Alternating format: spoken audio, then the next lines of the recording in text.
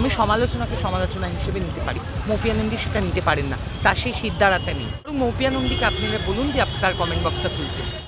মৌপিয়া নন্দীকে নিয়ে আমার কোনো বক্তব্য নেই, কারণ মৌপিয়া নন্দী নিজে এমন একটা মানুষ যে নিজের প্রোফাইলের কমেন্ট লক করে রেখে একটা উনি যখন সমালোচনা করছে তাহলে সমালোচনার উল্টো সমালোচনা রাখতে হয়।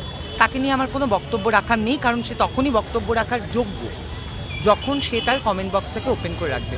আমিও তো প্রচুর গালাগাল খাই, প্রচুর খিস্তি খাই। আমাকে কিছু আমার যুক্তির বিরুদ্ধে বলার সময় আমাকে আমার মাকে টানে, আমার জেন্ডারকে টানে, অনেক কিছু টানে। আমি তো কমেন্ট অফ করি না, কারণ আমি সমালোচনাকে সমালোচনা হিসেবে নিতে পারি, মৌপিয়া নন্দী সেটা নিতে পারেন না, তার সেই সিদ্ধারাটা নেই।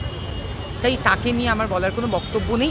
এবং যখন একটা মিছিল যুদ্ধের বিরুদ্ধে, একটা বৃহত্তর জেনারেল কজের বিরুদ্ধে, সেখানে কে মৌপিয়া নন্দী, কে সজল ঘোষ, কে শুভেন্দু অধিকারী ম্যাটার করছে না।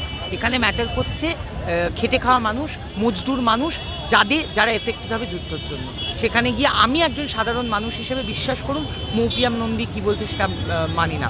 আমি মানি আমার পার্টি কী বলছে, আমি মানি আমার দেশের যে যারা প্রধান জায়গায় বসে রয়েছে, এমনকি প্রধানমন্ত্রী কী বলছে তাকে সমালোচনা করার সময় আমি সমালোচনা করবোই করবো।